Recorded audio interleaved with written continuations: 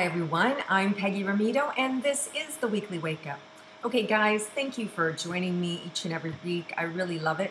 I'm really hopeful that you're practicing and you're learning how to dial into your intuition and really being able to hone those skills, because we use them all the time, and the more you have access to it and understand it, the more powerful you can be in the world. So with that in mind, let's go ahead and go into the heart. Trust you know where it is. And then drop that anchor down to the center of the earth with your mind's eye, with your vision of just white light going down. And then 3 breaths up and down. We're going to cycle the breath. And every time we breathe, we just let go. We just keep giving ourselves space to allow information to come in, right? Because if we already know the answer, then there's no room for additional insight or information, right? Even if it's confirmation. So a lot of times we know deep in our gut the answer is the answer. But then there can be other information, right? So that's the benefit of letting go what you think you already know to see what else can come in. Okay, so let's go ahead and put that to practice right now. And let go of that excitement, anticipation. Close your eyes. Bring the focus inward to your heart. Just exhale, let go. And then drop down into the center of the earth. Makes no difference if your eyes closed or open. It's really how you can focus, okay? And then let's go ahead and breathe those 3 long breaths up and out.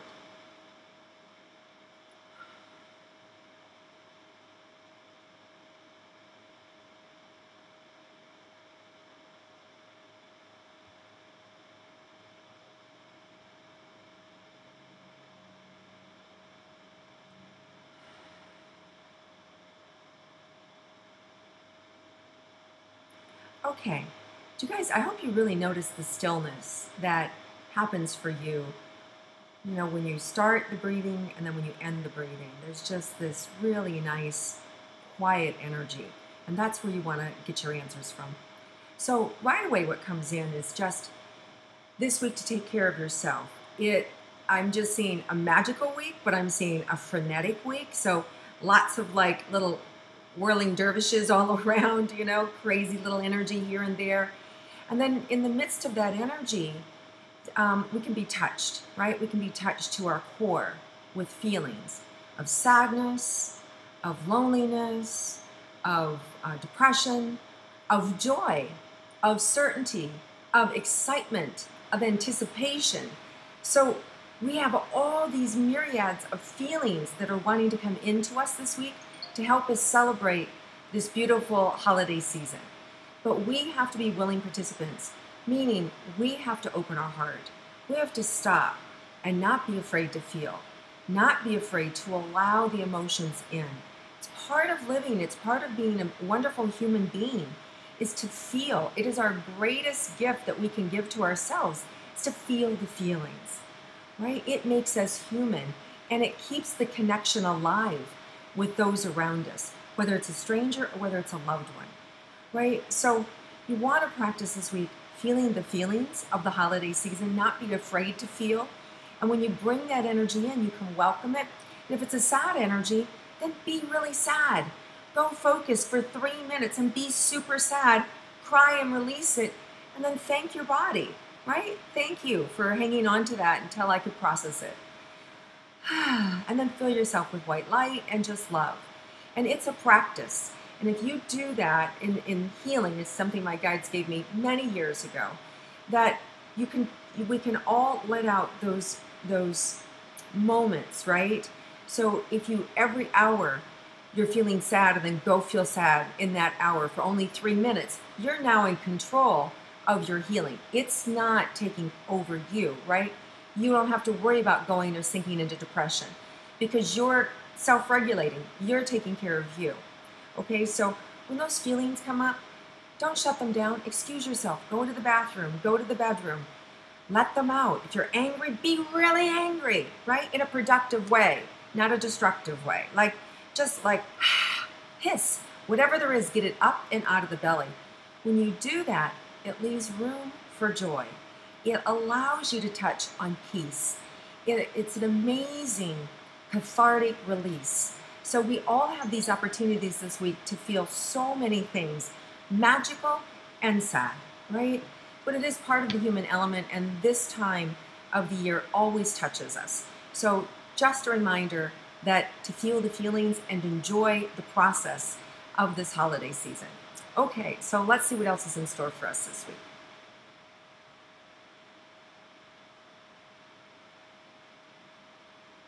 Oh, interesting. So still on the theme of healing here, taking care of yourself can be liberating for others. So what do we mean by that? When you take care of yourself, it frees other people to take care of themselves. If you start to shift and say, you know what, I'm not going to go out tonight because I have to work the next day and that's not good for my body, so I'm going to beg off, right?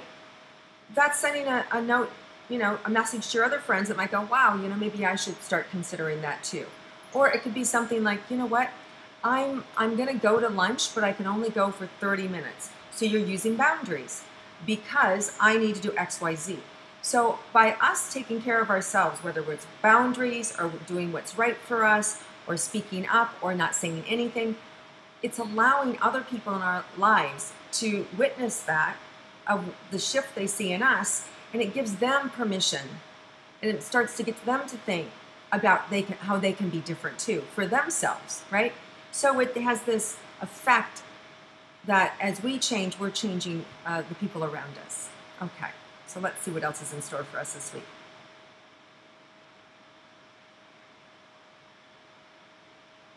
Just happiness. There's a lot of reunions are coming up. A lot of people are getting together. Joy, whether it's with work or whether it's with old friends or whether it's family coming to town or you're going there, there's this excitement and this jubilation of connection. So you want to be present to that, enjoy it, take it in. And through that harmonizing energy of family and joy and the chaos and the mayhem that goes with it, right? And the hurt feelings and the he said, she said, you just got to love it. Right? So all there really is to do is be present and love everybody around you and move to compassion when you need to, right?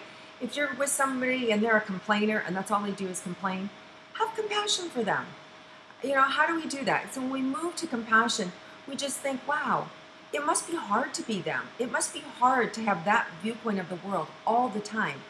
Not in a poor you, woe is me, but in a like having empathy, and then empathy can move you to compassion, and that actually then starts to trigger our brain so we can start to think differently about how to help them or how to better ourselves. And in that process, everybody gets elevated. We all start to feel a little bit better. So there's just little things that, if you can just unplug from the mayhem, unplug from somebody else's drama, and just hold space, as we say, right? Which means just be. You don't have to say anything. Just be with them in their pain, or be with them in their excitement, or be with them in their confusion. We don't have to fix everybody. There's nothing wrong.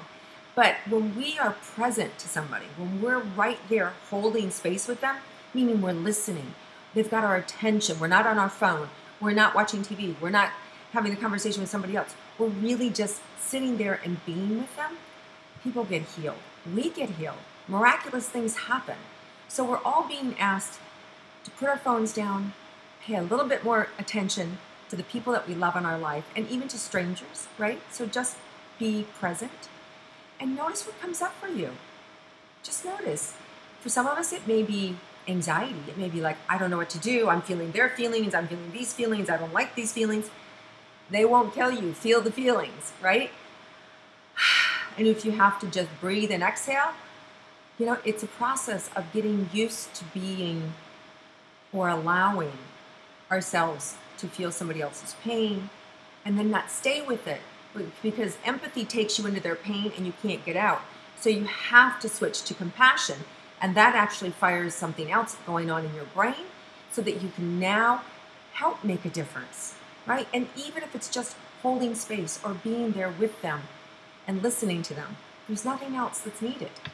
So this has been more of a healing, week. It seems like that's in store for us. More information around how to take care of ourselves and the people that we love in our life.